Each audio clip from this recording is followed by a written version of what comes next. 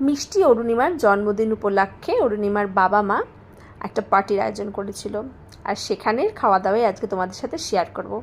ফার্স্টে যেটা ছিল সেটা হচ্ছে একটা র্যান্টাক 150, মানে এত মেনু ছিল যে ওটা দরকার ছিলই। দেন মেনুতে চলে এসেছে চিকেন স্যাটে। চিকেন স্যাটেটা অসাধারণ করেছিল। আর তারপরেই আমরা পেয়ে গেছি গরম ভাত সাথে ঘি। দেন ভেজ ডাল, তার সাথে অবশ্যই ঝুড়ো ঝুড়ো আলু ভাজা। পুরো আলু ভাজার পরেই ছিল পটল চিংড়ি, আর তারপরেই ছিল আমাদের সবার ফেভারিট সর্ষে ইলিশ। সর্ষে ইলিশটা কিন্তু অসাধারণ হয়েছিল, যদিও প্রত্যেকটা রান্নাই দারুণ দারুণ হয়েছিল। আর যেহেতু ইলিশ মাছ আমার ফেভারিট, তাই ওটা একটু বেশিই ভালো লেগেছে আমার। আর তারপরেই ছিল হচ্ছে পোলাও।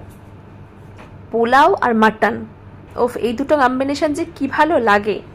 পোলাওয়ের সাথে মাটন কষা, অসাধারণ অসাধারণ কম্বিনেশন। আর মাটনটা রান্নাও হয়েছিল কিন্তু একদম দুর্দান্ত।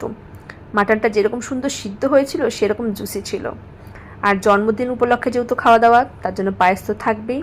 তবে হ্যাঁ, একটা জিনিস কিন্তু আমি স্কিপ করে গেছি, যেটা আমি খাই না, সেটা হচ্ছে আমের চাটনি। আর তারপরে ছিল রসগোল্লা, সন্দেশ, পাঁপড় আর আইসক্রিম। থ্যাংক ইউ অরুণিমার বাবা মাকে এত সুন্দর একটা আয়োজনের জন্য।